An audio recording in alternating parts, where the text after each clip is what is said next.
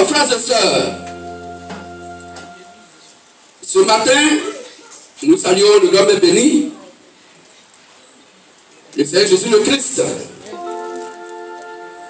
Nous saluons son peuple qu'il aime tant, l'assemblée de l'église, Benjamin Marchou. Soyez salués dans le nom précieux du détail de Dieu, le Seigneur Jésus le Christ. Nous saluons nos invités, nos très chers invités, qui ont fait l'honneur ce matin de venir rendre visite au Christ pour écouter sa parole. Ce matin aussi, nous saluons tous nos frères, nos sœurs, qui sont nos voisins, nos voisines, afin que ce moment du culte du Christ soit pour eux des moments de bénédiction. Et pour tous nos frères et sœurs qui nous suivent, donc de près ou de loin, sur les réseaux sociaux, le Christ ce matin vous salue. Après la présentation de nos frères et sœurs invités, nous allons nous présenter à vous. Nous sommes le ministère de la voix de minuit, Matthieu 21 à 6. Comprenons que Dieu a ce langage qui n'a rien à voir avec le langage des êtres humains. Sachons une chose, le véritable réel Dieu, dans sa propre compréhension, considère que le langage humain, le raisonnement humain, la philosophie humaine, les coutumes humaines qui sont hors de la Sainte Bible, les traditions des hommes qui sont hors de la Sainte Bible sont considérées pour Dieu comme faux. Dieu considère la vérité en tant que sa propre parole, à savoir ce qui est écrit noir sur blanc dans la Bible. C'est pourquoi ce que la Bible rejette, tout chrétien doit rejeter. Ce que la Bible ne rejette pas, même si ça fait mal à l'être humain, même si ça fait mal au corps humain, même si ça blesse notre raisonnement humain, Dieu dit il faut rejeter. Pourquoi? Parce que la Sainte Bible a rejeté. Pourquoi? Parce que le véritable réel Dieu l'a rejeté. Puisque la Bible est la parole du Christ sous la forme d'écriture. Selon 2 Timothée 3,16, toute écriture et dans la Sainte Bible est inspirée de Dieu lui-même. C'est Dieu qui est sa propre parole. Selon Jean 1,1, quand au commencement était la parole était Dieu. Et la parole était avec Dieu. Et c'est par cette parole-là que Dieu a créé toutes choses. Et il dit sur Jean 17 que sa parole est la vérité absolue, qu'il identifie lui-même. Parce que, selon 1 Jean 5, vers 21, Jésus le Christ est le Dieu véritable. Il est la vie éternelle. C'est pourquoi, frères et sœurs, si vous entendez pour une première fois quelque chose venant de la Sainte Bible et qui vous choque,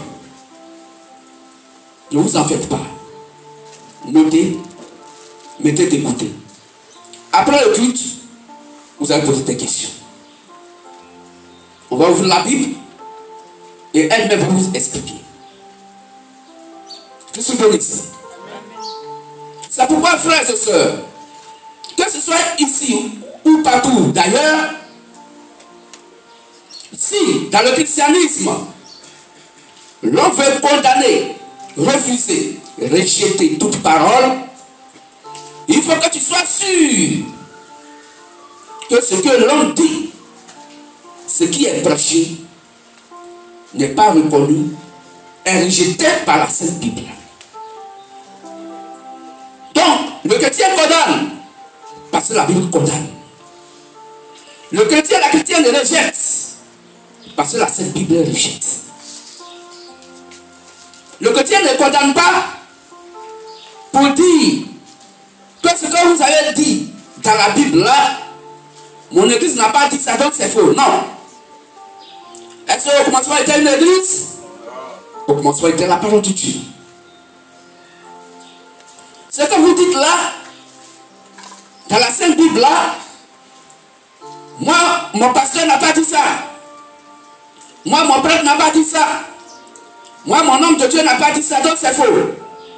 Ne faites pas cela. Au commencement était-il un être humain? Non. C'est la parole qui est Dieu lui-même qui a créé toutes choses. Et Dieu s'identifie à sa propre parole, qui est la vérité absolue. D'où tout ce qui n'est pas reconnu par la Sainte Bible est considéré comme mensonge devant Dieu. Même si ça fait plaisir à un être humain, mais c'est du mensonge qui conduit nos âmes à l'enfer. Car selon Matthieu 4,4, l'homme ne se nourrira pas de pain seulement, mais de toute la parole qui sort de la bouche de Dieu. Donc le corps humain physique se nourrit de la nourriture physique, du riz, placalito et ainsi de suite. Mais l'homme intérieur qui est l'âme ne se nourrit pas de la nourriture physique. L'âme se nourrit de la parole de Dieu. Et ce que dit Matthieu 4,4, que l'homme intérieur se nourrit de la parole de Dieu, de toute la parole, de toute la vérité. Que c'est bénisse. C'est quoi, frères et sœurs? Ce matin, prenez vos cahiers, vos bics, pour pouvoir noter, pour prendre note, et vérifier tout ce qu'on vous prêche ici avec la Sainte Bible que vous avez à la maison. Vous pouvez vérifier avec les toutes mêmes qui sont dans vos portables. Ce sont les mêmes Bibles. À part des Bibles écrites par des êtres humains, qui par leur propre pensée humaine, où ils ont trafiqué la pensée du Christ. Mais nous connaissons plus ou moins la Bible conventionnelle. Tout ce que dit ça. Vérifiez. Ne dites pas Amen tant que vous n'êtes pas sûr avec les 16 Écritures que c'est vrai, que c'est écrit. C'est pourquoi vous pouvez enregistrer, arriver à la maison, vous allez réécouter la prédication. Et si vous n'avez pas compris quelque chose, appelez-nous. Après le culte, prenez nos contacts. Appelez-nous, le téléphone est ouvert 24 heures sur 24. Tout ce que ça. Frères et sœurs, notre Dieu, dans son grand amour, nous donne un grand thème qui parle de la puissance. La puissance de l'évangile. La puissance, le pouvoir. Pour dire la puissance est dans la parole. C'est le grand thème que Christ nous donne. Depuis la semaine passée, c'est sur ce thème que notre Dieu nourrit nos âmes. La puissance est dans la parole. Qu'est-ce que tu veux dire? Il n'y a pas de puissance en réalité en Dieu de la parole. La parole manifestée. Mais vous allez comprendre, et par ces Écritures, que la puissance, le pouvoir de la parole se manifeste à deux niveaux. Et c'est là que chacun doit faire beaucoup attention. Parce qu'on a pensé que la puissance de la parole, la puissance du Saint-Esprit, comme Jésus le pouvait dire à ses disciples, il dit attendez, que le consolateur vienne pour vous conduire dans toute la vérité. Mais avant qu'il s'engage en vous pour commencer le travail, attendez qu'il descende d'abord sur vous. Et on peut lire ça, frère, Acte 1, verset 8. Une puissance va descendre en haut pour survenir sur vous. Pour vous communiquer le pouvoir, la puissance de l'évangile. Pour que vous soyez puissant en prédication. Et que vous soyez puissant en démonstration de la puissance, du pouvoir de la parole. Afin que aucun petit démon, aucun petit sorcier ne puisse vous distraire pendant le travail auquel je vous ai assis. Car c'est moi, je vous appelle, vous les 12. Mais, je vous ai envoyé sur d'autres. Vous les 11, je vous envoie pour proclamer l'évangile. Et le 12e Judas Iscariote, je lui donne rien que le pouvoir. Sans le Saint-Esprit. Là, tu ferais. Acte 1, verset 8. Mais vous recevrez une puissance, le Saint-Esprit survenant sur vous, et vous serez mes témoins à Jérusalem, dans toute la Judée, dans la Samarie et jusqu'aux extrémités de la terre. Amen. Amen. Pour Matthieu 28, 19 à 20.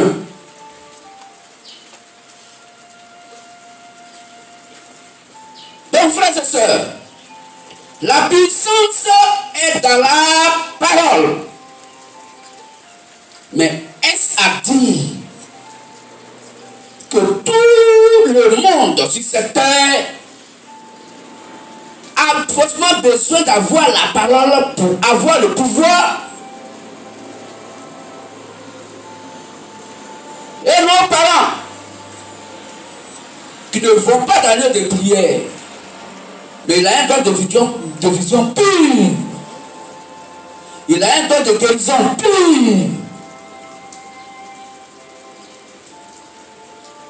Il a un don de prophétie pure. Il va te parler en détail. Il n'est pas là. Puis toi-même, tu es surpris. Et c'est là l'erreur. L'erreur, c'est quoi? C'est quant à savoir de qui est-il inspiré. Pourtant, ce qu'il dit est vrai. Mais pourtant, c'est un démon en chair. Pourtant, c'est un fils de Satan. Et avec sa vision, et avec le don du Saint-Esprit, il va à l'enfer. Qu'est-ce que tu dis ça? Là, tu ferais. Matthieu 28, les versets 19 à 20. Allez, faites de toutes les nations des disciples, les baptisant au nom du Père, du Fils et du Saint-Esprit, et enseignez-leur à observer tout ce que je vous ai prescrit. Et voici, je suis avec vous tous les jours, jusqu'à la fin du monde. Amen. Amen. Donc le grand maître de l'Union, Jésus-Christ lui-même, il a envoyé ses disciples pour prêcher la parole. Et il leur dit dans Acte 8, Acte 1, verset 8, il leur dit, attendez, que la puissance du Saint-Esprit vienne d'abord sur vous. Or, le Saint-Esprit est Dieu lui-même. Il est la parole parce que Dieu est sa propre parole. Donc, c'est la parole de Dieu. En réalité, il n'y a pas de pouvoir. Qu'est-ce que vous dites? C'est la parole de Dieu, il n'y a pas de pouvoir. Mais, il y a des gens à qui Dieu a donné le pouvoir, c'est la parole. Parce que ce sont des enfants de Satan. Avec le pouvoir, il va l'enfer. Quiconque le suit, va l'enfer avec lui. Selon Matthieu 15, verset 14. Frère, on peut lire ça. Et c'est là le problème.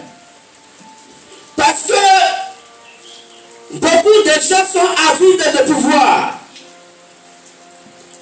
Quand ils attendent dire qu'ici, il y a un homme de Dieu qui est ici, quelque part là, la première réaction, la première parole qui sort de sa bouche, il dit, ah, l'homme de Dieu là, il est fort, hein. On ne dit pas Dieu est fort en lui, hein. L'homme de Dieu, il est fort, hein. Non, il est puissant.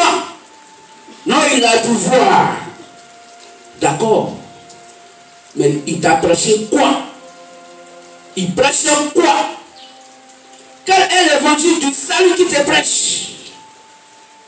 Est-il en accord avec la Sainte Bible? Est-il en accord avec la doctrine du Christ? Qui est le miroir de la vie de nos âmes. Lève-tu, frère, si tu as eu. Matthieu 15, le verset 14. Laissez-les. Laissez-les. Ce sont des aveugles qui conduisent des aveugles. Ah Dieu. Comment un aveugle peut conduire des aveugles? Monsieur dit, ce sont des aveugles qui conduisent. C'est un aveugle qui conduit des aveugles. Contre frère. Si un aveugle conduit un aveugle, si un aveugle conduit un aveugle, ils tomberont tous deux dans une fosse. Ils vont tomber dans un trou. Les deux. Amen.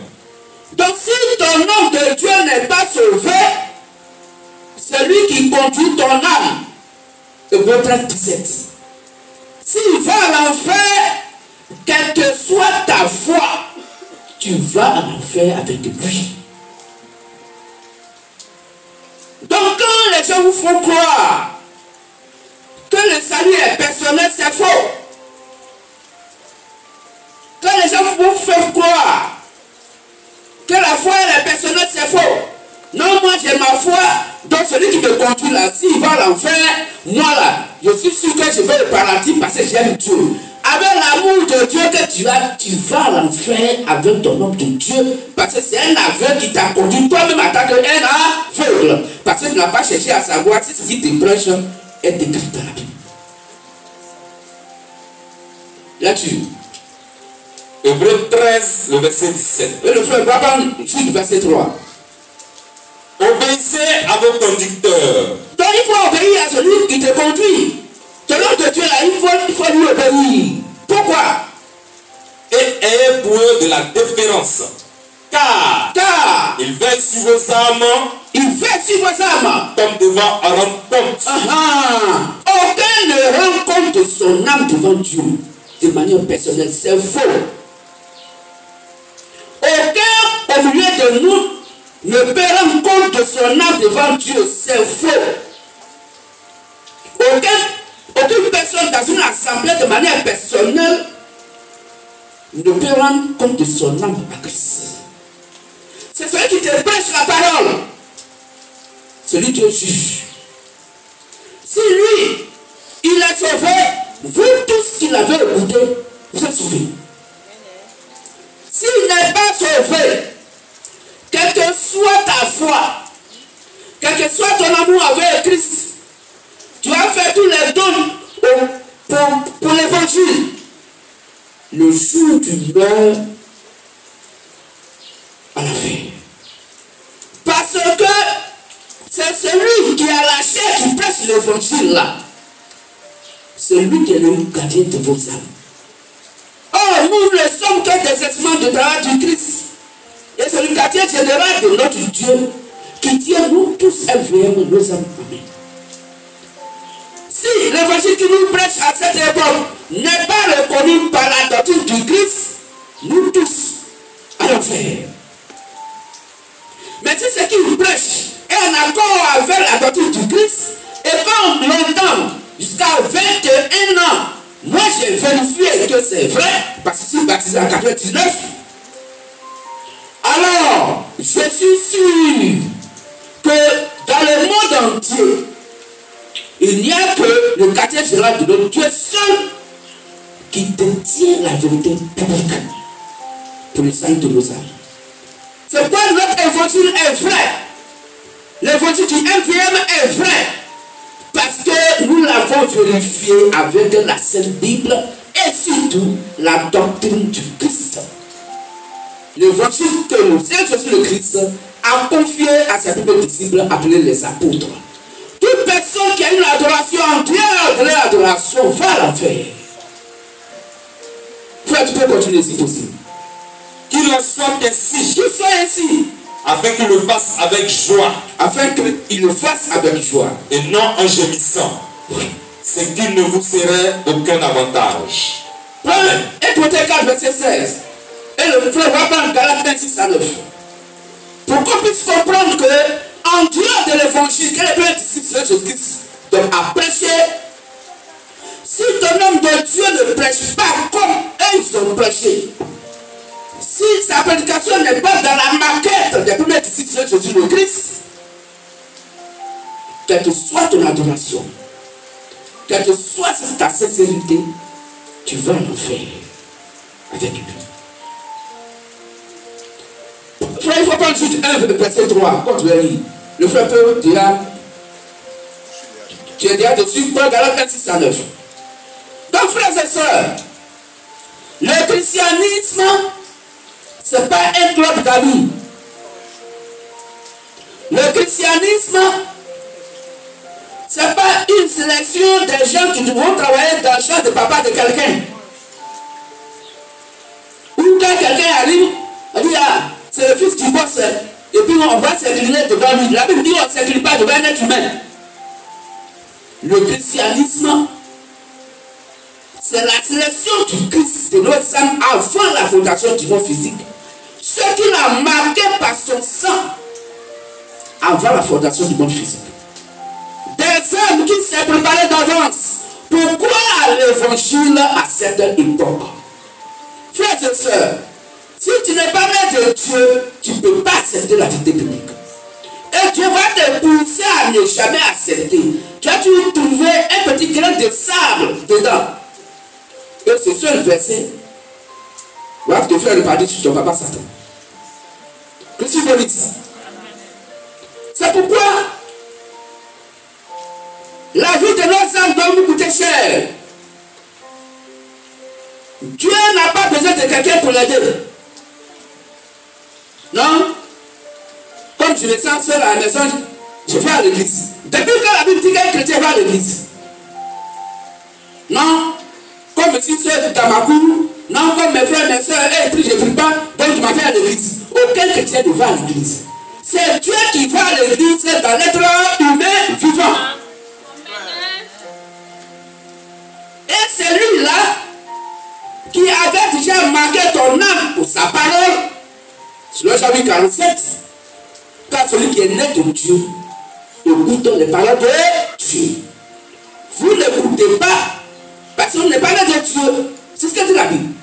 Donc celui qui n'accepte pas les Saintes Écritures, on l'acclame. Tu joues ton rôle parce que tu n'étais pas destiné à ça. Celui qui accepte les Saintes Écritures, on l'acclame.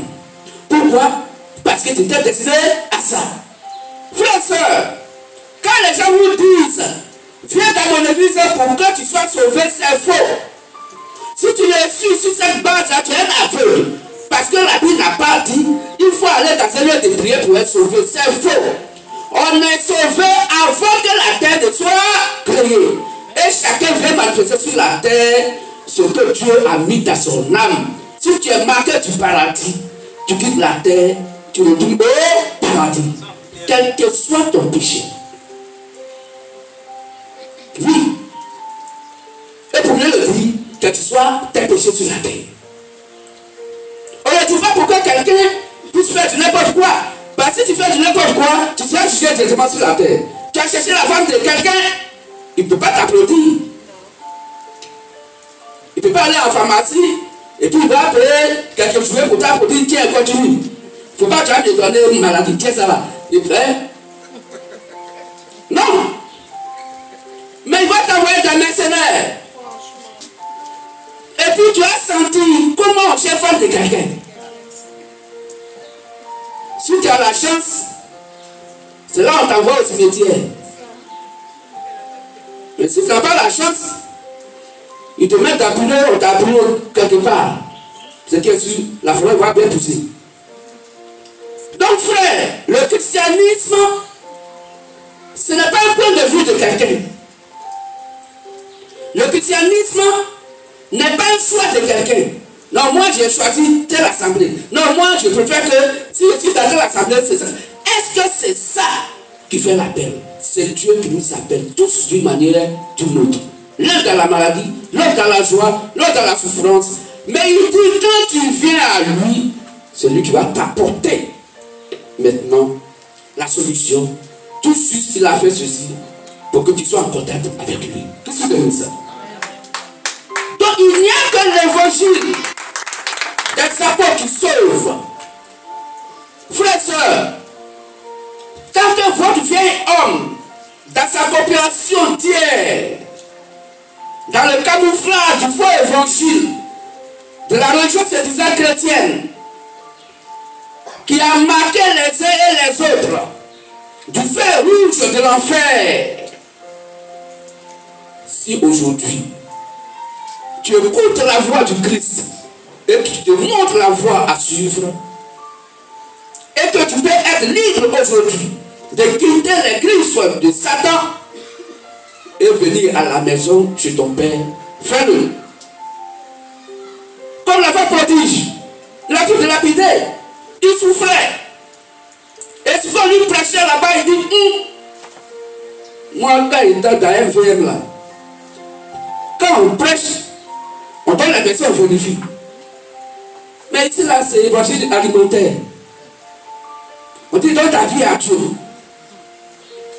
Bon, comment l'être humain peut donner sa vie à Dieu? Si j'ai donné ma vie à Dieu, il me reste quoi? Il me reste quoi? Et c'est ça qu'on appelle l'évangile. Il faut faire offrande. Et l'offrande spéciale, c'est quoi? Il faut une bonne semence. Il faut s'aimer beaucoup, donner beaucoup d'argent à Dieu. Si tu sèmes beaucoup, Dieu aussi va s'aimer beaucoup. Ce n'est pas parce que ce n'est pas écrit. Mais s'aimer comment? Quand on s'aime pour Dieu, il faut que tu sois sûr que toi qui s'aimes là, la semence que tu as est la vraie semence. Quel évangile m'as-tu prêché? Est-ce que l'évangile que tu prêches est en accord avec l'évangile que les apôtres ont prêché? Petit argent, petite prière. Gros argent, grosse prière. Ça c'est écrit. Et les frères et les sœurs se laissent border. Parce que on te dit non. Si tu donnes beaucoup d'argent, tu vas aller au paradis. Aucun verset ne le dit. Si tu veux, il faut donner tous les milliards du monde. Si ton nom n'est pas écrit dans le livre de vie de l'agneau avant la fondation du monde physique, tu vas à l'enfer avec plaisir. Aussi, c'est ça. Les enfants de Satan qui sont les grands démons au-dessus de la terre, qui sont les plus riches, ils pourraient corrompre Jésus-Christ pour payer le paradis. Il fait tout ce qu'il veut sur la terre, n'importe quoi. Et puis, regardez comment il va l'appeler. Je sais. Ah, mais eux ont l'habitude d'abréger son nom sur la terre. Sur les grands pacates, ils mettent leur grosse photo de sa femme, de son enfant. Ils mettent son gros nom. Et puis, ils mettent un gros thème. Et thème principal, la traversée du désert de Cana à Côte d'Ivoire. Nous, on veut aller à Cana, on va quitter Cana pour venir à Côte d'Ivoire. Ça, c'est un mec. Et Jésus-Christ, quand il a la place sur le grand pancarte publicitaire, là, on appelle son nom, Jésus. Il n'a pas eu place. Jésus-Christ, ça ne peut pas rentrer. Et tout ça, il se fait présenter. Oh, le diable se présente, il part de son propre front. Oh, le chrétien présente le Christ.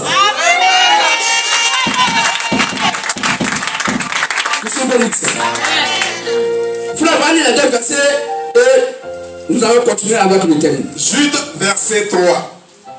Bien-aimés, Bien-aimé, comme je désirais vivement vous écrire au sujet de notre salut commun. Attends, il faut bien dire. Ça comment bien c'est personnel. Quand on se fait croire que le salut est personnel, vrai ou faux? La Bible dit quoi? De notre salut commun. Notre salut commun qui est le Christ. C'est le Christ qui est notre salut.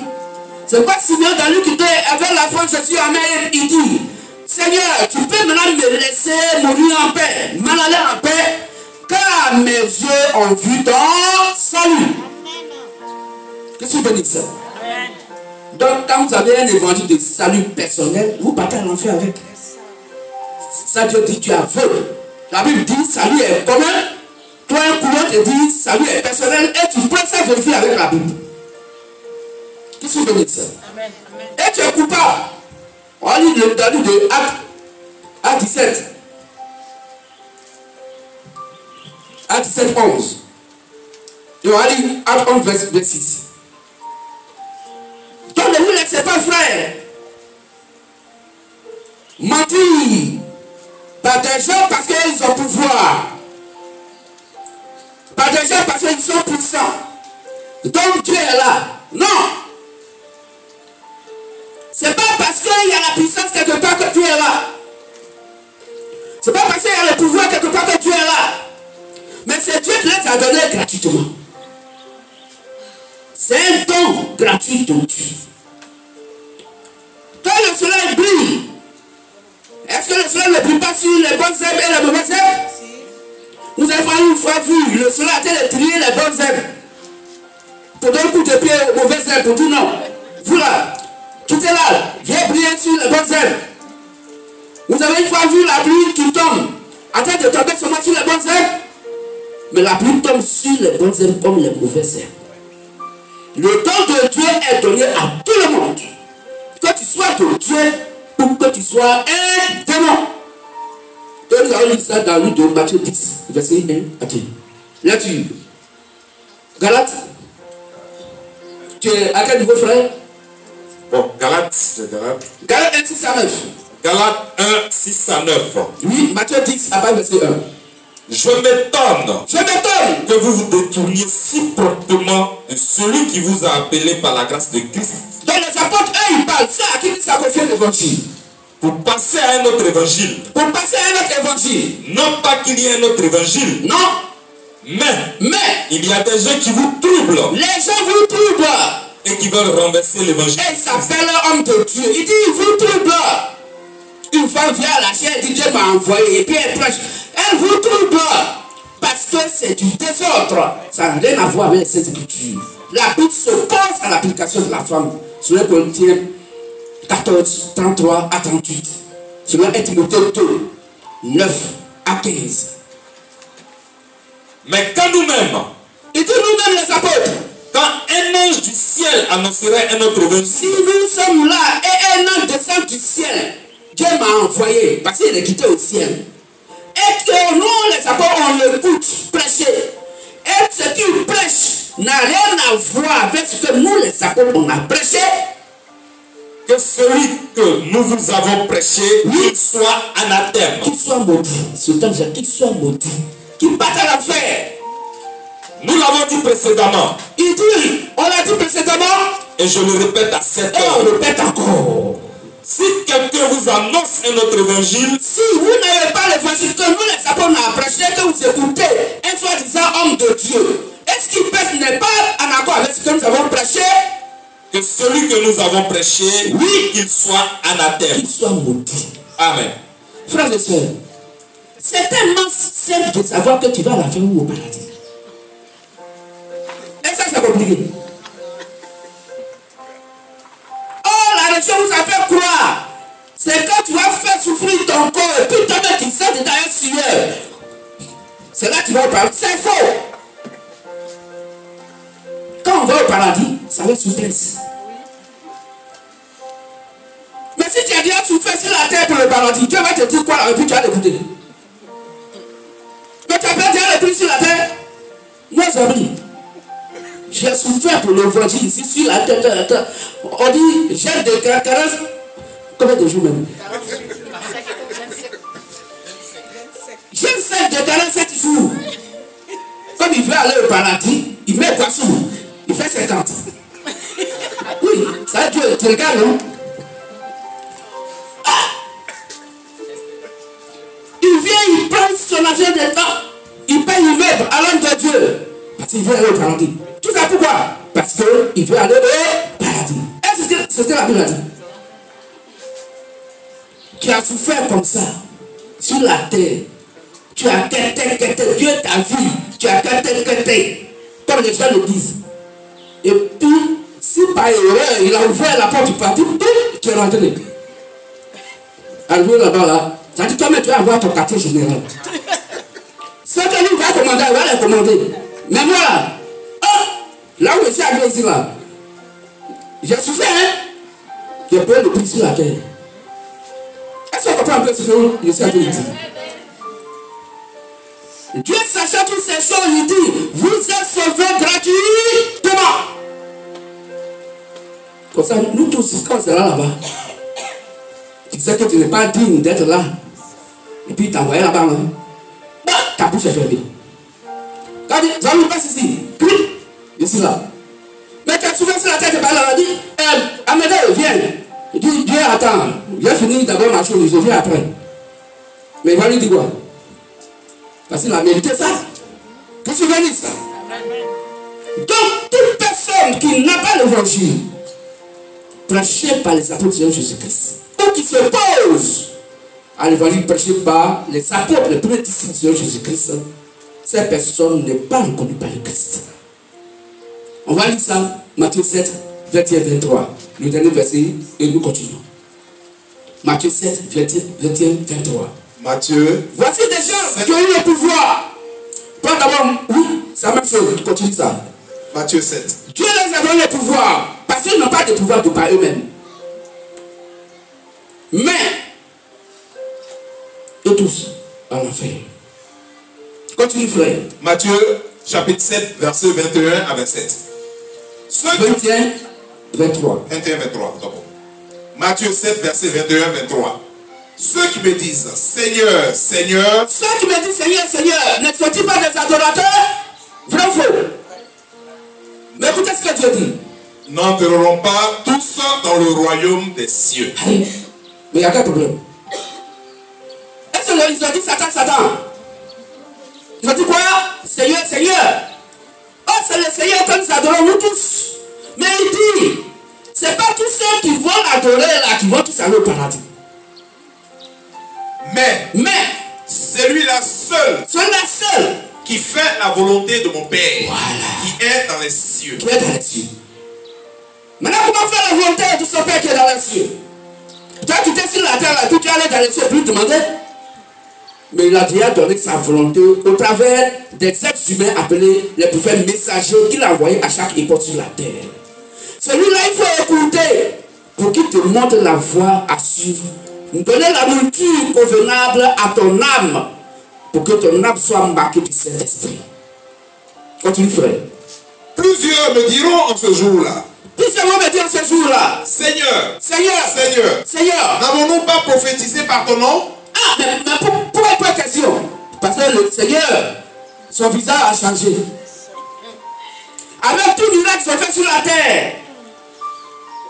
Et qui passaient au paradis, il leur montre le chemin de l'enfer. Et il lui pose la question, mais Seigneur, Seigneur, n'avons-nous pas prophétisé à ton nom? Continue, frère. N'avons-nous pas chassé des démons par ton nom? Donc voici des gens qui ont chassé des démons au nom du Seigneur Jésus-Christ. Et n'avons-nous pas fait beaucoup de miracles par ton nom? Il y a des gens qui ont pris le pouvoir que Dieu les a donné. Ils ont fait beaucoup de miracles au nom de Jésus-Christ. Alors, je leur dirai ouvertement. Jésus-Christ dit, je leur dirai ouvertement. Je ne vous ai jamais connu. Quelle déception. Retirez-vous de moi. Retirez-vous de moi. Vous qui commettez l'iniquité. Amen. Avec démonstration de pouvoir, tout ça là, Dieu dit, ils ont commis l'iniquité. L'iniquité c'est quoi? C'est le fait d'adorer le Seigneur Jésus-Christ en Dieu du Seigneur Jésus-Christ. L'iniquité c'est quoi? C'est d'adorer le Seigneur Jésus-Christ en Dieu de sa propre parole. L'iniquité, c'est quoi? C'est le fait de dire que tu adores Dieu et tu rejettes l'évangile que les apôtres ont prêché. C'est ça l'iniquité. Donc, toute personne sur la terre qui font dans leurs adorations, qui ajoutent la pensée humaine qui n'est pas inscrite dans la Bible, commettent l'iniquité. On va te faire croire que Jésus est né. Un verset de ça qui s'appelle Noël. Si tu crois cela, tu commets l'iniquité.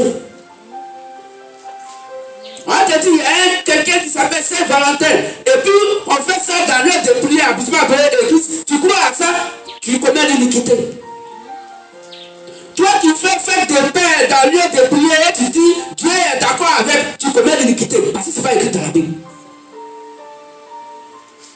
Toi qui fais fête de l'heure tout saint pour aller laver le cimetière d'un cadavre et tu dis que c'est Dieu donc qui a ordonné cela, tu commets l'iniquité. Et Dieu t'a jamais connu. Toi qui fais croire aux gens que Marie a été enlevée alors que Marie a été enterrée, son corps était purifié dans la terre, tu commets l'iniquité. Fais d'assomption. Tout ça c'est l'iniquité. Qui se bénit ça? Est-ce qu'on peut dire amen fortement? Donc ils ont le pouvoir. Oui, Dieu les a donné le pouvoir. Mais sans Dieu lui-même. Ils ont eu le don du Saint-Esprit sans le Saint-Esprit.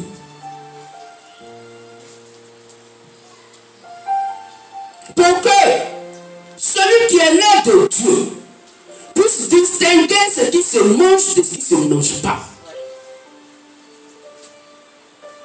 Satan fait pouvoir. Le Créateur, le Christ fait pouvoir. Satan est puissant. Le Christ est puissant et tout puissant. Tout puissant en quoi? De par sa parole. Parce que Satan n'a pas d'évangile. Satan n'a pas de prédication qui soit vraie. Tout ce qu'il prêche, c'est la pensée humaine. Donc c'est par la parole qu'on fait la différence dans les pouvoirs. Quand Moïse, Dieu l'a envoyé vers Pharaon. Il dit, va dire à Pharaon de libérer mon peuple. Il dit, quand tu vas, et comme il ne va pas t'écouter, prends ta verge et lance à terre ce bâton-là. Moïse, est-ce que Moïse a bavaré? Moïse est parti devant Pharaon, il a pris son bâton, il l'a jeté à terre. Et la puissance de Dieu s'est déployée. Le pouvoir de Dieu s'est déployé. Et le bâton est devenu un serpent. Il faut voir. Oh. Sauf que je n'ai jamais vu ça. Mais son Dieu est tout puissant. Hein? Son Dieu est puissant. Il a le pouvoir. Hein? Ah, mais ce Moïse-là. Oui. Pharaon, il a regardé à côté, à gauche et à droite. Il a fait clin d'œil à ses magiciens. Ces magiciens sont venus. Le premier acte qu'ils ont posé, ils ont commencé leur enchantement. Ils ont commencé leurs incantations. Et ils se sont lancés leur verge. Leur verge est devenue même c'est pas. Donc c'était Dieu en pouvoir, en puissance, c'est la même chose. La seule chose, c'est l'incantation. C'est la prédication. Parce que l'incantation, c'est la prédication. La prédication des magiciens et celle de Moïse ne sont pas la même chose. Quand Moïse est envoyé par le vétérinaire Dieu, il est Dieu incarné. Son évangile est la vie. Car le Créateur lui parle directement. Mais les magiciens, c'est Pharaon qui leur donne ordre. Un être humain limité, mortel. Un démon en chair. Est-ce qu'on comprend mieux? C'est pourquoi on doit faire très attention. Nous allons lire dans Thessaloniciens 2, 9 à 12. Pour comprendre que si quelqu'un aime Dieu à cause du pouvoir, tu risques d'aller à l'enfer. Il faut terminer. Il faut terminer. Qui dit Matthieu 7, 23? On a vu de lire ça, non? Merci. Qu'est-ce que veut dire ça? Faites attention avec les pouvoirs. Regardez sur les réseaux sociaux. Les gens ils tirent là-bas, ils savent se former. En tout cas, les démons aujourd'hui parlent du Seigneur Jésus le Christ. Et les gens les suivent à cause du pouvoir, à cause de puissance. Mais ils prêchent quoi? Rien. Or, la Bible dit, quiconque ne prêche pas comme les apôtres est maudit. Là, tu frère. 2 Thessaloniciens 2, à partir du verset 9 à 12. Oui. L'apparition de cet impie se fera par la puissance de Satan. Donc, un impie, c'est un être humain qui dit, il prêche le Seigneur Jésus le Christ, mais pourtant, il est un envoyé de Satan. Il est Satan incarné. Avec toutes sortes de miracles. Et quand il vient avec le pouvoir et la puissance. Il va faire de grands miracles. De signes et de prodiges. Il va faire de grands signes et de prodiges. Mais Dieu dit tout ça c'est du mensonge. Mais pourtant ce qu'il avait c'est réalisé. Et pourtant son miracle c'est réalisé. Oui, Dieu a mis le don en lui. Le don est vrai, mais lui, il est faux. Et avec toutes les séductions de l'iniquité. Avec toutes les séductions de l'iniquité. Pour ceux qui périssent. Pour ceux qui périssent. Pas pour les enfants de Dieu. Parce qu'ils n'ont pas reçu l'amour de la vérité. Parce qu'ils n'ont pas cru à la sainte boule à la doctrine du Christ. Pour être sauvés. Pour être sauvés. Aussi Dieu lui envoie une puissance d'égarement. Il va lui envoyer une puissance d'égarement. Pour qu'il croie au mensonge. Pour qu'il croie au mensonge. Vous voyez ce que Dieu fait? Les enfants de Satan, Dieu les pousse à croire au faux évangile, au mensonge. Ils sont zélés dedans. Et ils vont faire de ces organisations. Ils vont faire de ces grands concerts. Mais pour casser dedans. Comme les autres dansent, on peut ça quand même. Ah. C'est quelle danse qui est à la mode maintenant? À la mode. Alors à ça. Mais on va où? On est quitté où? On va où? Alors à ça. On ne doit pas conseiller. Hein? Ça fait déjà vous dire on ne doit pas conseiller. Si ton papa, ta maman, tu n'as pas donné conseil, maintenant ça va, nous on les a donné conseil. Dieu donne conseil à ses enfants. Alors à ça. C'est pas notre Dieu a interdit ça. Mais malgré ça, on voit d'autres personnes. On les voit. Quand on sort et puis on se voit. 2 mètres dans maquis, mariage du frère Constant, Cosino. Ah. Alors ça. Et puis ça claque. Alors ça. On va où? Toi, tu es quitté où? On ne doit pas conseiller. Et la génération satanique prend ça. Sauf nous, elle. Non, on ne peut pas s'amuser avec nos âmes. Continue avec tes frères. Afin que tous ceux qui n'ont pas cru à la vérité. Ceux qui n'ont pas cru à la parole, à la vérité. Mais qui ont pris plaisir à l'injustice. Au mensonge. Soient condamnés. Voilà. Amen. Pourtant, ils ont fait pouvoir. Dieu leur a donné la puissance. Donner une voiture à quelqu'un, ça veut dire que tu t'es donné toi-même à la personne. C'est un don que tu lui as fait. Pas parce que tu as fait un don de voiture à un frère ou à une soeur, que c'est toi, tu t'es donné toi-même. Non, c'est voiture. Si la voiture là est tombée à panne, tu vas aller au garage. Mais si tu t'es donné à quelqu'un, et puis il t'a mis en panne, tu es en panne. Il n'y a pas quelqu'un pour pouvoir encore t'arranger. Donc frère, la puissance de l'évangile, c'est vrai. Elle est dans la parole, car c'est la parole qui a créé toutes choses. Mais cette puissance est divisée à 2 niveaux. Un niveau où Dieu fait donc savoir de Satan pour manifester la puissance et le pouvoir de l'évangile. On peut prendre Matthieu 10, 1 à 2. Et le frère va prendre Jean 6, soit 10, soit 11. Pour donner l'exemple. Judas Iscariot a été appelé par Christ. Il lui a donné le pouvoir de chasser des démons. Lui-même qui est un démon, on lui donne le pouvoir pour chasser ses propres démons. Et puis il est fier d'avoir chassé des démons. Parce qu'il ne comprend rien des actes de Dieu. Matthieu 10, 1 à 2. Puis, ayant appelé ses 12 disciples, il leur donna le pouvoir. Il leur a donné le pouvoir De chasser les esprits impurs. de chasser les esprits impurs. Et de guérir toute maladie et toute infirmité. Voilà. Continue dans la liste. Voici les noms des 12 apôtres. Le premier, Simon appelé Pierre. Oui. Et André. Oui. Son frère. Jacques, fils de Zébédée. Jean son frère. Philippe. Et Barthélemy. Thomas. Et Matthieu. Le publicain. Jacques. Fils d'Alphée. Et d'Alphée. Oui. Simon le Cananite. Et Judas l'Iscariote.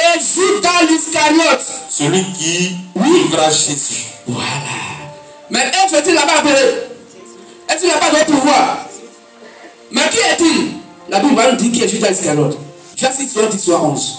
Jean chapitre 6 au verset 70 à 71. Jésus leur répondit: n'est-ce pas moi qui vous ai choisi, vous les 12? Attends, là, il appelle dans Matthieu 10 là. C'est pas moi qui vous ai appelé, vous les 12, je vous ai choisi. Et l'un de vous est un démon. Il dit l'un des 12 est un démon. Il parlait de Judas Iscariote, fils de Simon, car c'est lui qui devait le livrer, lui, l'un des 12. Est-ce que vous comprenez? Mais pourquoi il a eu le pouvoir? Il a eu la puissance. Mais il est sans le Saint-Esprit, sans la parole de Dieu. C'est là où on doit faire attention. Les gens qui aiment beaucoup le pouvoir, sans la parole, il y a problème. Il faut voir de qui tu es né. Parce que si tu es né de Dieu, tu dois aimer la parole. Parce que Dieu est la parole. Qu'est-ce que vous voulez dire ça? Est-ce qu'on peut l'attendre fortement? Mon frère, le sous-thème maintenant Dieu donne. De par ce thème principal, la puissance est dans la parole. Le sous-thème est comment ranimer le pouvoir de Dieu en nous. Donc là, Dieu parle maintenant à ses enfants. Est-ce qu'on comprend bien le thème? Ici, le thème concerne les enfants de Dieu. Ça veut dire que, à un certain moment, dans la distraction, par la pensée humaine, par les problèmes de ce monde, Dieu a été éteint dans le cœur. Le Saint-Esprit a été éteint dans le cœur. On peut lire Ephésiens 4, verset 30.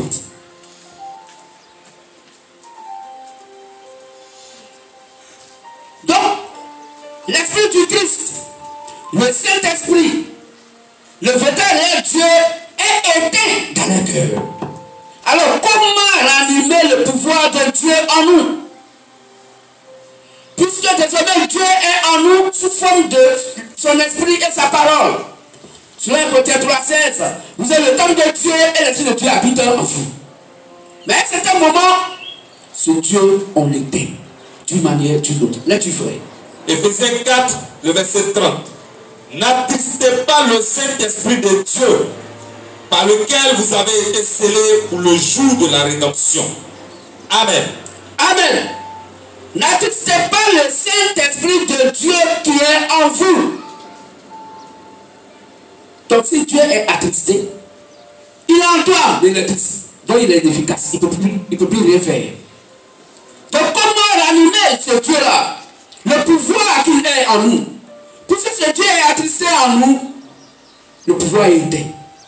La puissance du Christ est éteinte. Pourtant, nous sommes la parfaite chair incarnée. Nous sommes Christ incarné. Mais Dieu est mort en nous.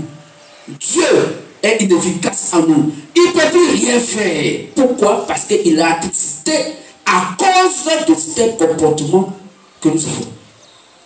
Qu'est-ce que vous voulez dire ça? Alors nous allons lever tous et toutes. La main gauche vers le soleil levant, et à toi nous crions, fortement que Jésus, la parfaite chair. 1, 2, 3, c'est parti. Christ Jésus, la parfaite chair. Christ Jésus, la parfaite chair. Christ Jésus, la parfaite chair. Dieu de la Sainte Bible. Nous voici, nous t'écoutons. Amen. Amen. Nous allons nous lever, étant dans la même position. Nous allons prendre 2 Timothée 1, verset 6. Le thème, c'est comment ranimer le pouvoir de Dieu en nous. Et ces trois versets vont donc nous l'expliquer. 2 Timothée 1, verset 6. Et on va prendre chaque 1, 6 à 7. 2 Timothée 1, au verset 6. Oui. C'est pourquoi je t'exhorte à ranimer le don de Dieu que tu as reçu par l'imposition de mes mains. Amen. Amen. Jacques 1, 6 à 7.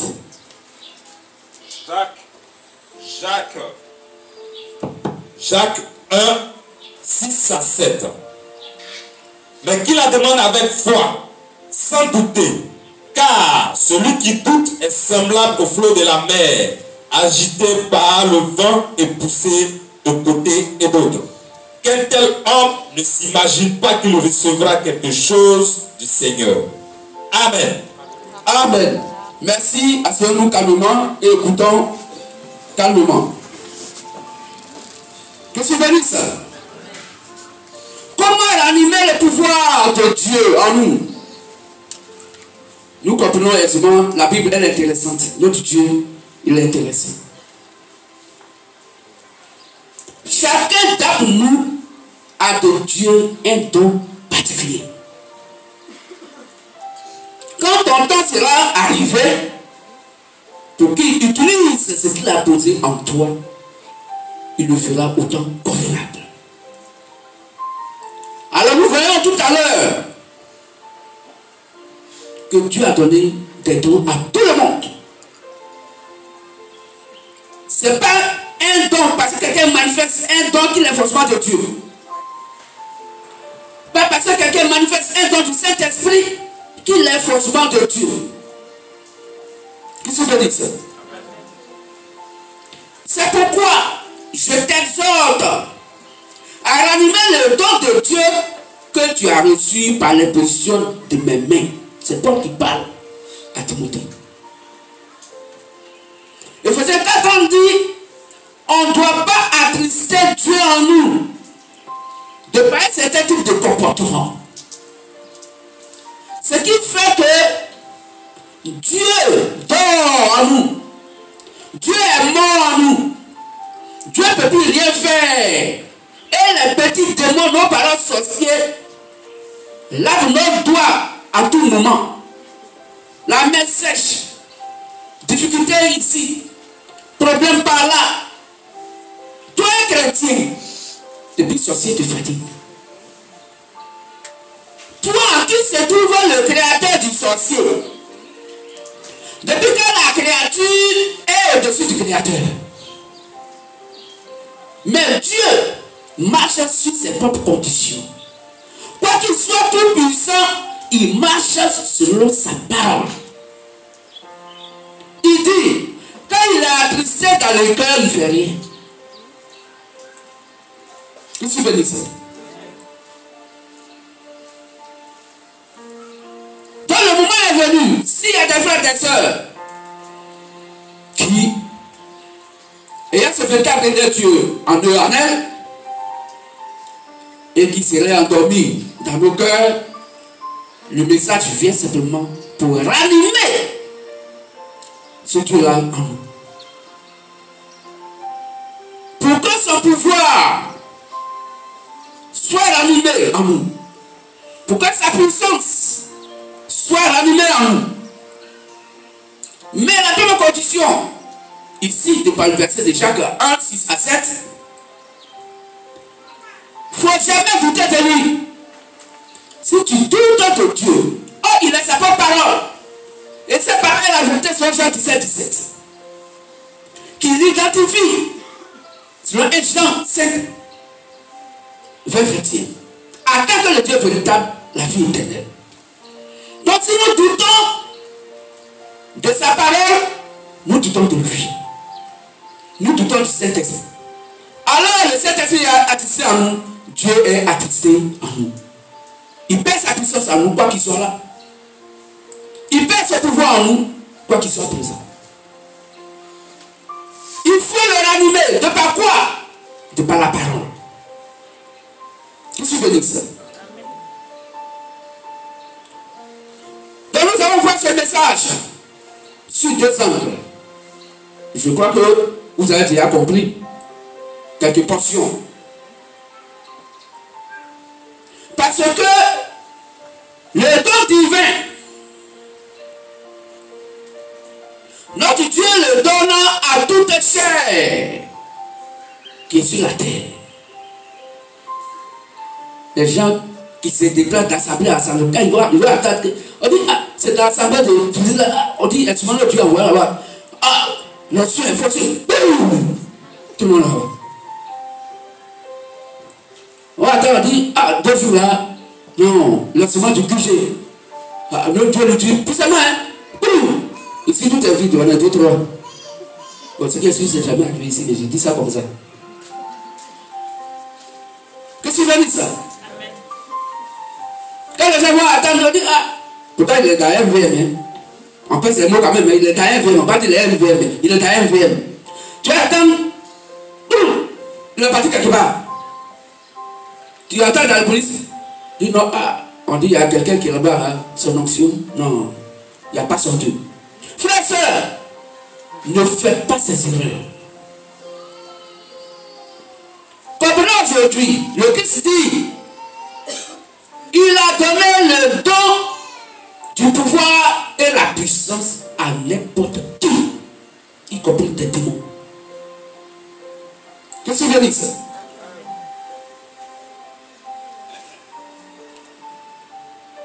Dieu donne le don divin, le don qui vient de lui, à toute chair qui est sur la terre. Mais ici, nous allons nous appuyer simplement sur le côté qui concerne les chrétiens que nous sommes. Qu'est-ce que veut dire ça? Alors nous allons lire certains versets pour comprendre que, effectivement, Dieu donne le don du Saint-Esprit sur 2 angles. Il donne sur l'angle des démons, comme Judas Iscariote et ses frères et ses sœurs, et sur l'autre angle du Christ dans des corps humains, les chrétiens et les chrétiens. Donc il y a pouvoir et il y a pouvoir. Nous allons lire Matthieu 13, 24. Et le lecteur va prendre Matthieu 5, 45. Et on va couronner cela par Joël 2, 28 et Actes 2, 17 à 18. Matthieu 13, 24. Matthieu 5, 45. Joël 2, 28 et Actes 2, 17 à 18. Alors, si frère. Matthieu 13, 24.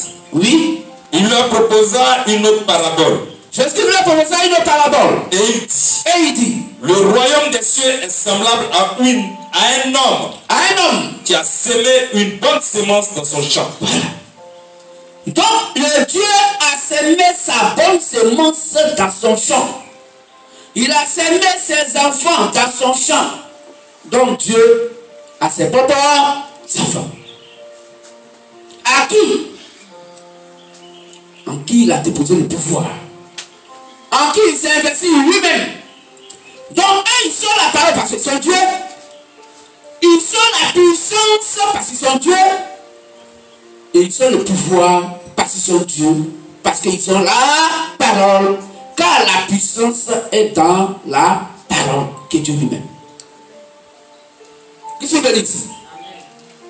Mais à côté de ça, quand on continue la lecture, pendant la nuit, l'ennemi est venu pour semer quoi? Livrer la mauvaise semence. Donc il y a 2 esprits sur la terre.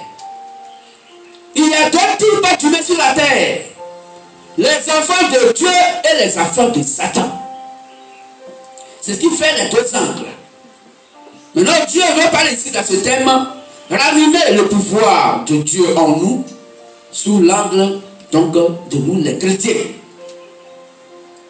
Mais comprenons que, selon Matthieu 5, 45, quand nous lisons, Matthieu 5, verset 45.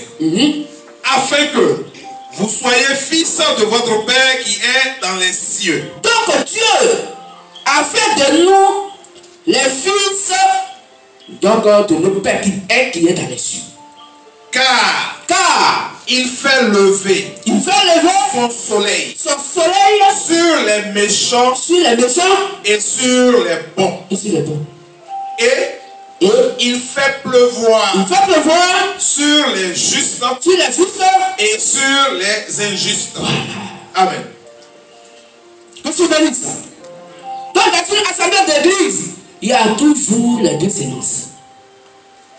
Quand Dieu a envoyé Moïse pour battre le peuple d'Israël, pour quitter l'Égypte pour aller à Canaan dans le désert, quand Moïse s'est épuisé simplement, Dieu l'a appelé et qu'il a laissé le peuple avec Aaron derrière lui. Ils ont commencé à faire leur Dieu, le veau d'or. C'est que les enfants de Dieu n'étaient pas seuls là. Ils ont demandé à Moïse et Aaron de faire le veau d'or. Qu'est-ce que vous dites ça? Donc la pluie tombe sur les bons comme les mauvais. Le fleuve brille sur les bons comme les mauvais. L'évangile qui est prêché depuis la Sainte Chair va dans l'âme de chacun et de chacune. Que tu sois de Dieu ou pas. Celui qui n'est pas né de Dieu va raisonner et puis partir. Mais celui qui est né de Dieu doit reconnaître la parole qui est Dieu. Il doit reconnaître la parole de son Père.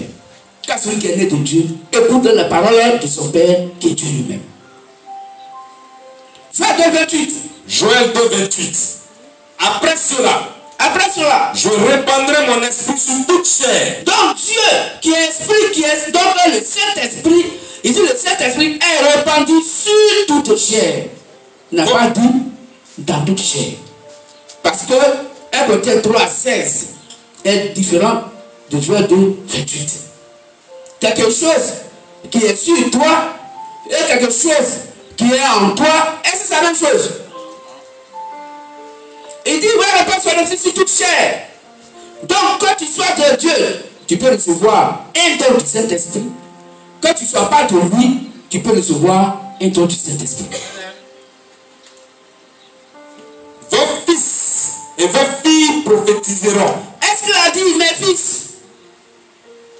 Il dit vos fils. Dieu n'a pas dit ses fils d'abord. Il dit vos fils et vos filles vont faire quoi? Prophétiser.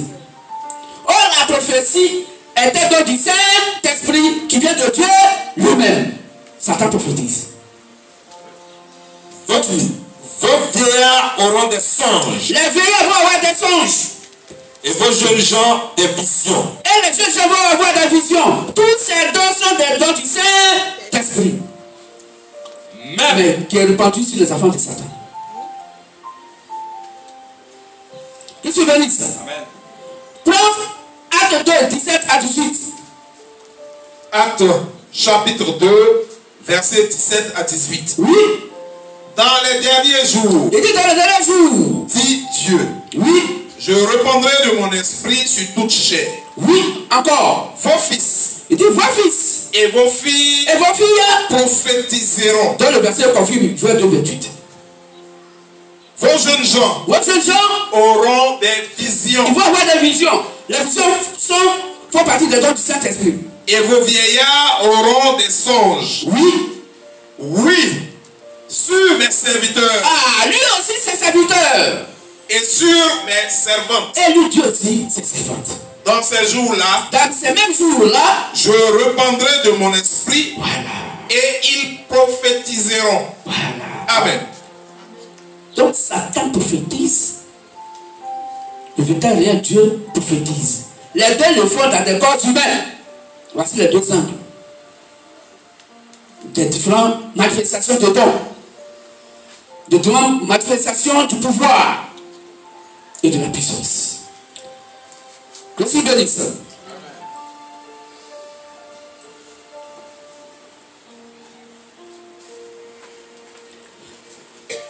Alors,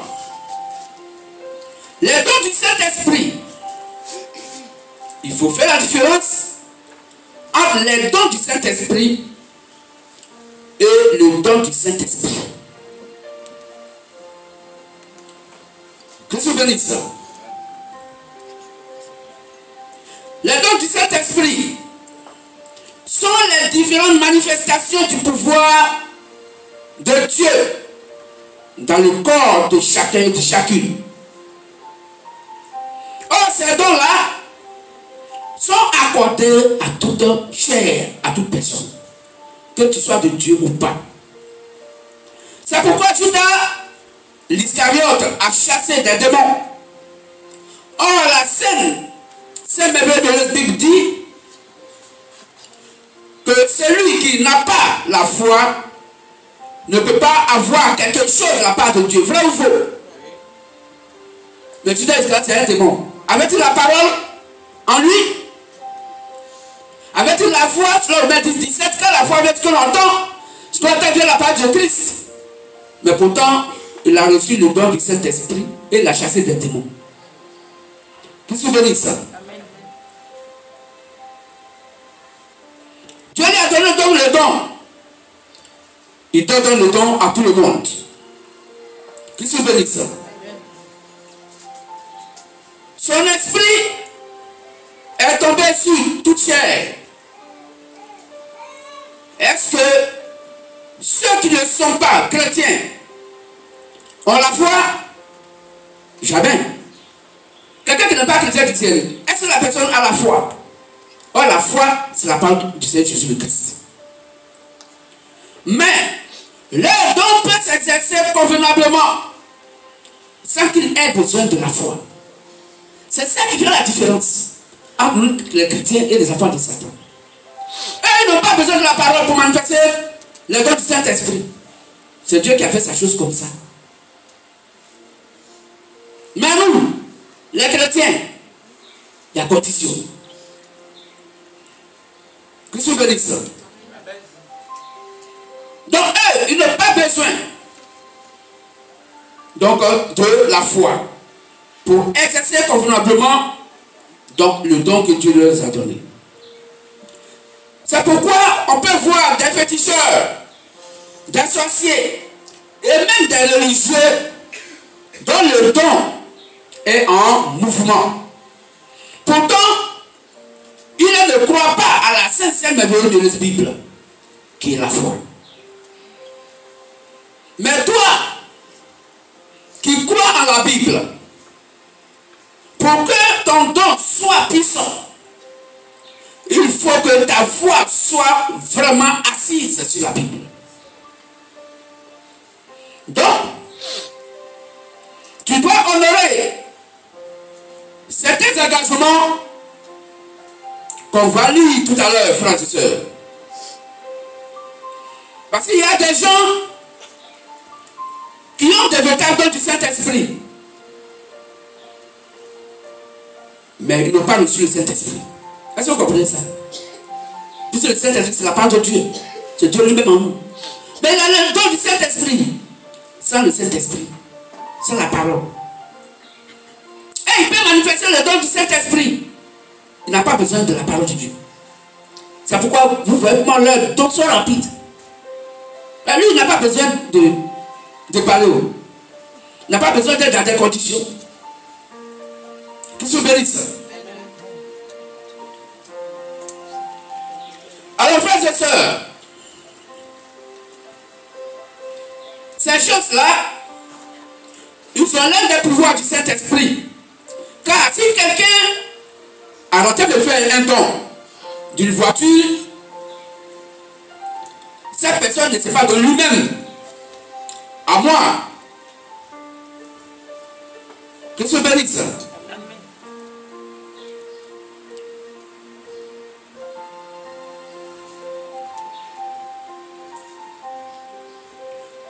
Amen.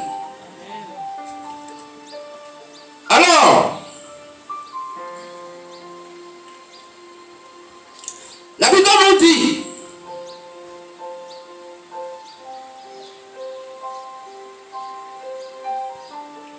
que nous, en tant que les chrétiens,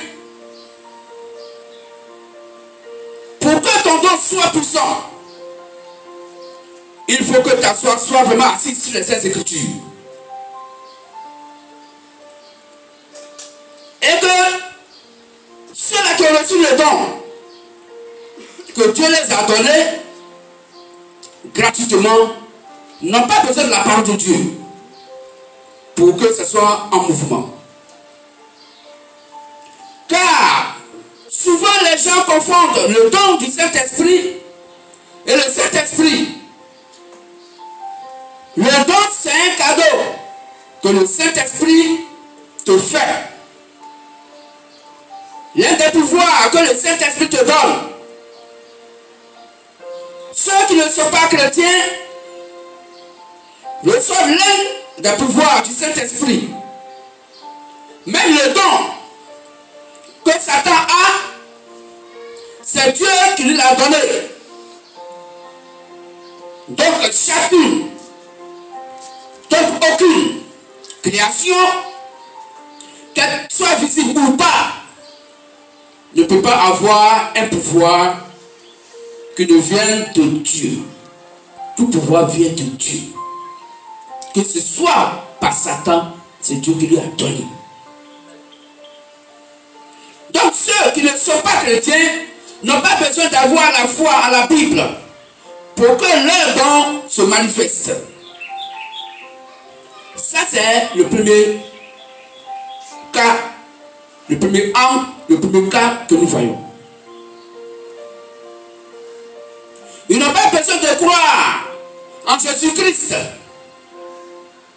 comme nous croyons donc en notre Dieu Jésus-Christ.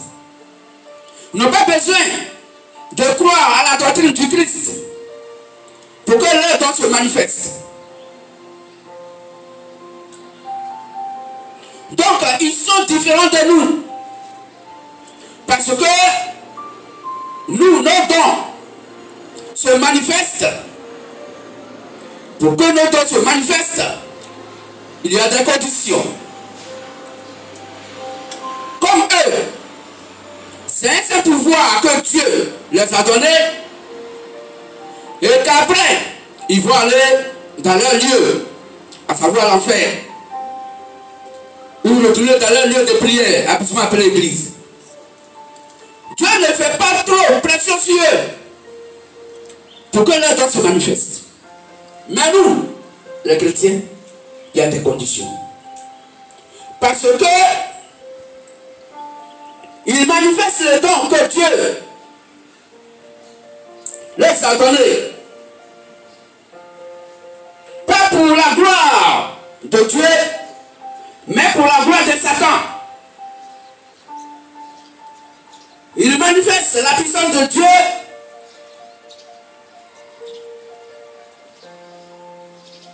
un homme qui prêche faux, même s'il fait des miracles, est-ce qu'il n'envoie pas les gens en enfer? Si, il les envoie en enfer.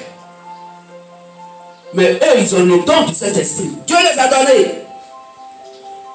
Et ils n'ont pas besoin de la parole pour mettre leur don en mouvement. Parce que leur don qu'ils manifestent est pour la gloire de Satan et non notre Dieu.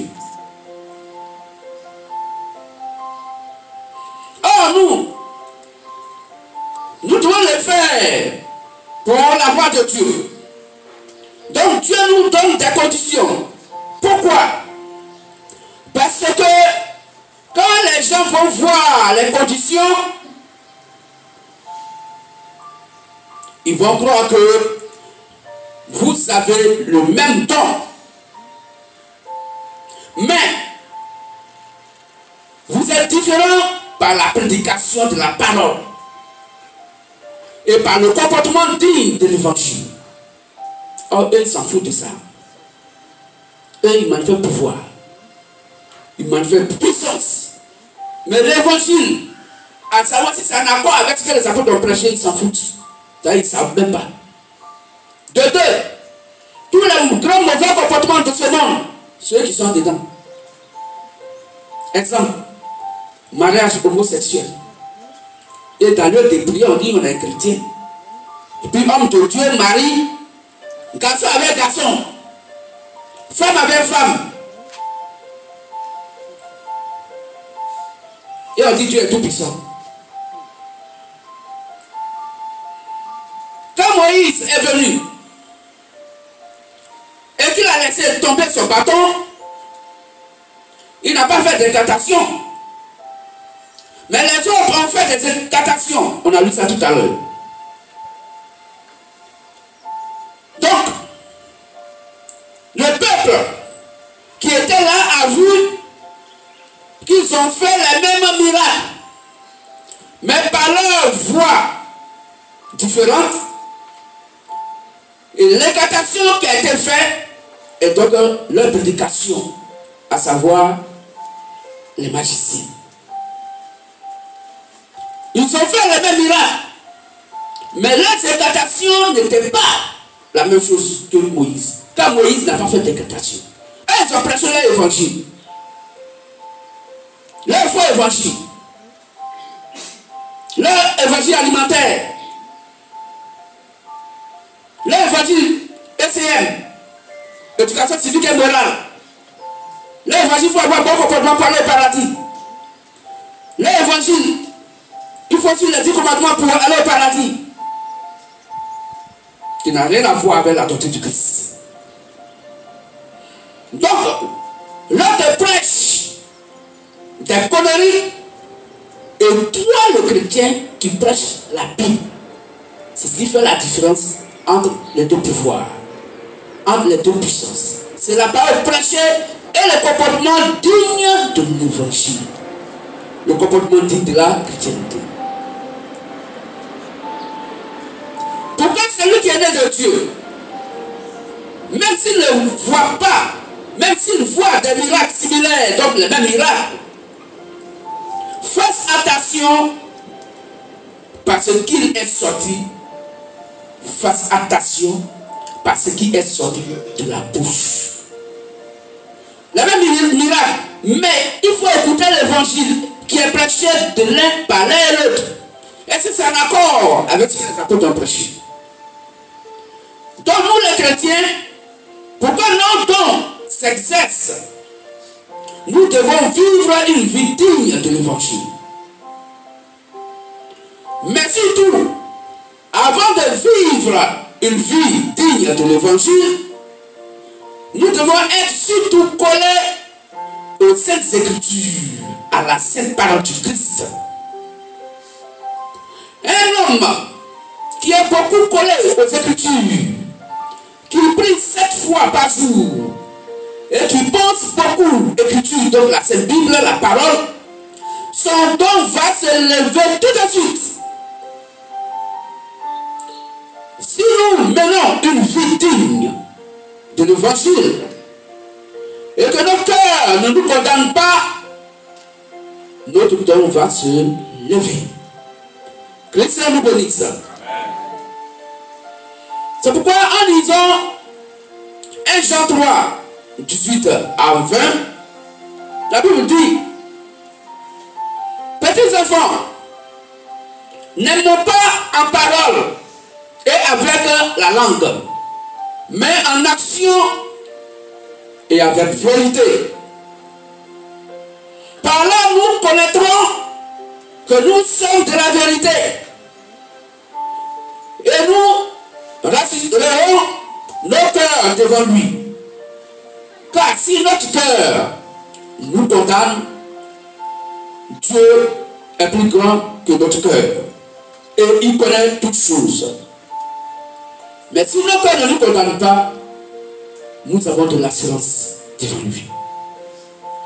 Donc si vous avez des mauvaises pensées contre qui que ce soit, qu'il soit chrétien ou pas, si tu as quelque chose contre quelqu'un, si tu es conscient de cela dans ton cœur te condamne. C'est pour cela la Bible dit qu'avant d'aller devant Dieu, il faut vider ton cœur.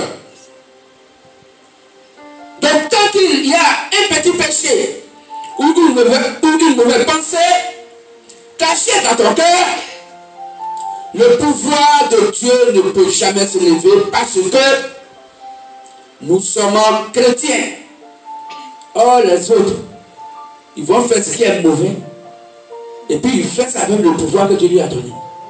Mais nous, chrétiens, même tu as quelque chose dans ton cœur contre quelqu'un, ton cœur te condamne sur quelque chose, ton don est éteint.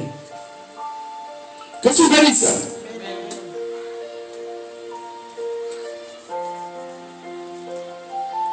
Les autres, dont les démons, les sorciers féticheurs, ils ne sont pas chrétiens.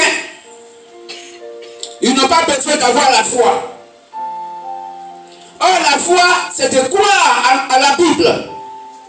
Et ça fait partie de la Bible. Que ton cœur ne te condamne pas. Donc, frères et sœurs, nous devons vider nos cœurs de toute mauvaise pensée. Que tu bénisses. Conclusion. Pour amener le don qui est en nous, pour ranimer le don qui est en nous, pour nous les chrétiens, premièrement, nous devons avoir la foi dans la part de Christ en nous. La foi, c'est croire en Jésus le Christ. Donc, en la doctrine du Christ.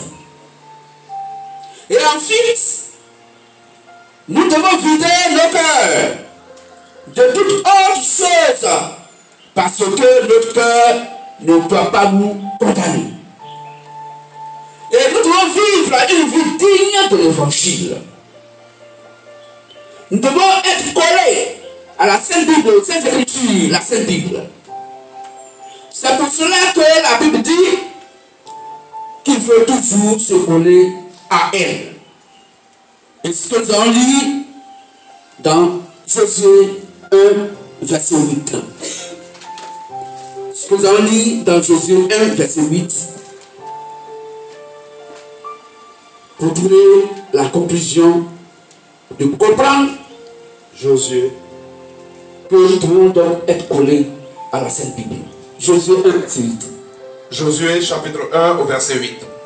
Que ce livre de la loi ne s'éloigne point de ta bouche.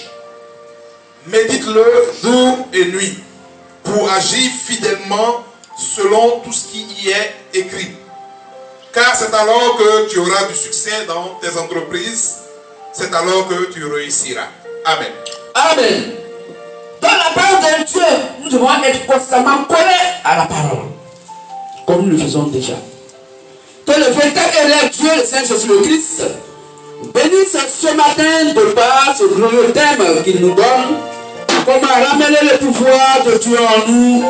Qui bénisse ses fils et ses filles. Qui bénisse donc l'Assemblée Benjamin Marchou. Qui bénisse nos frères et nos soeurs qui nous suivent de près ou de loin. Et nos voisinages, que le véritable Dieu nous bénisse. On va se lever et acclamer fortement notre Dieu pour lui dire merci pour ce message.